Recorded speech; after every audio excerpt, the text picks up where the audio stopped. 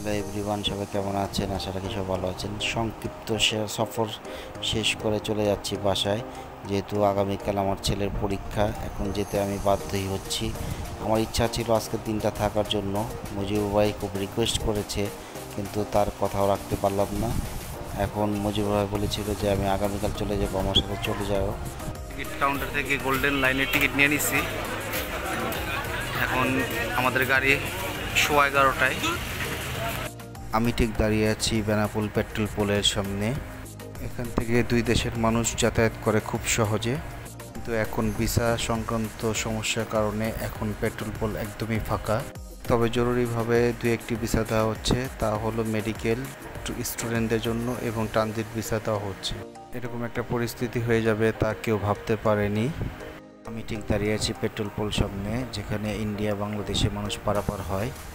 যেহেতু petrol pole সামনে থেকে আমি বাসের টিকিটটা করেছি, তার জন্য চিন্তা করলাম কাস্টমটা যেহেতু সামনে, তার জন্য আপনাদের জন্য কিছু কাস্টমসের ছবি ফুটেজ নিয়ে নিলাম যে এখনকার কাস্টমের অবস্থা। ইন্ডিয়া ওপার থেকে যারা আসছে বেশিরভাগই দেখলাম হিন্দু লোক, মুসলমান লোক খুবই কম। যারা যারা ওপার থেকে আসছে তাদেরকে আমি জিজ্ঞাসা করলাম আপনাদের ভিসা পেতে কতদিন সময় লেগেছে। তারা বললো 20 থেকে 22 দিনের মতো সময় লেগেছে। আগে তো ভিসা দিত 5 থেকে 7 দিনের ভিতরে, এখন এতটা লেট হয় তা বলার বাইরে। কর্মব্যস্ততা কম থাকায় এখানকার বাসগুলো বন্ধ হয়ে যাচ্ছে এবং অনেক লেট করে ছাড়া হচ্ছে। আর এখানকার যারা অটো গাড়ি দিয়ে আনা নেওয়া করতো তাদের অবস্থা খুবই খারাপ, সংসার চালানোটা তাদের খুবই কষ্টকর হয়ে পড়েছে।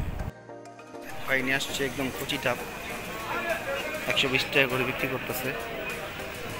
এই হচ্ছে আমাদের গাড়ি। গাড়ি অলরেডি অনেক আগে চলে আসছিল, কিন্তু গাড়ি পাঞ্চারের জন্য আমাদের লেট হয়ে গেছে, এই জন্য আর কি একটু সময় লাগতেছে। আলহামদুলিল্লাহ, আমরা পেট্রোপোল থেকে এখন ঢাকার উদ্দেশ্যে রওনা হয়ে গেছি। আমরা খালি বিডিআর চেকপোস্টে আছি। যার যার ব্যাগ সন্দেহ হয়েছে তার ব্যাগ নামানো হয়েছে। আমি যখন ইন্ডিয়াতে বেরোতাম তখন দেশ অথবা সোয়াগে চলে আসতাম, এখন গোল্ডেন লাইনে চলে আসছি। দেখলাম তাদের গাড়িটা কেমন, মোটামুটি ভালোই, এবং তাদেরটা খুব দ্রুত ছাড়া হচ্ছে।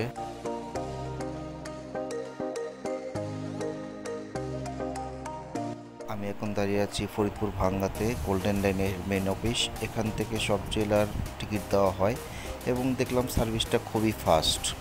যেহেতু আমাদের গাড়িটা 10 মিনিটের জন্য বিরতি দেওয়া হয়েছে ভাঙ্গাতে, তার জন্য চিন্তা করলাম একটু হেঁটে হেঁটে দেখি এখানকার পরিস্থিতি কী এবং খাওয়ার কী পাওয়া যায়। আমি কাউন্টার ভিতরে ঢুকে দেখি অসংখ্য লোক দাঁড়িয়ে আছে টিকিটের জন্য এবং যার যার গন্তব্য যাওয়ার জন্য।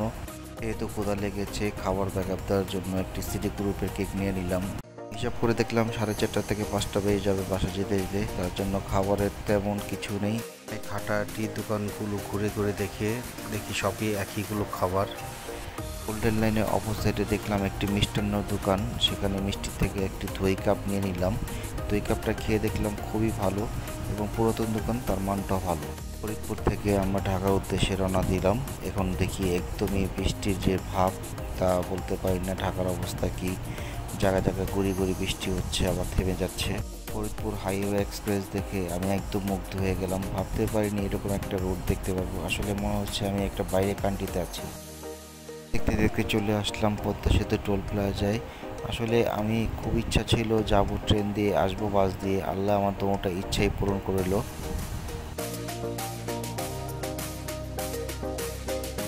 শুনেছিলাম পদ্মা সেতুর রাতের ভিউটা অনেকটাই সুন্দর দেখা যায়, সেটা দেখার ভাগ্য হলো না। ইনশাল্লাহ আবার যদি কখনো আসি রাতের দিকে চলে আসবো।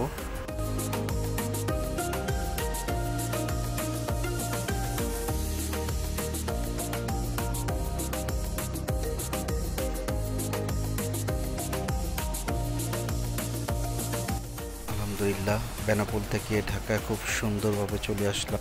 আগে বেনাপোল থেকে আসতে হলে মিনিমাম 13 থেকে 14 ঘন্টা লাগতো, সে বেনাপোলে 5 ঘন্টার মধ্যেই ঢাকা চলে আসলাম। এসে দেখি ঢাকাটা একদমই ফাঁকা সরকারি ছুটি অনুযায়ী। ভিডিওটি এখানে শেষ করছি। আল্লাহ হাফেজ।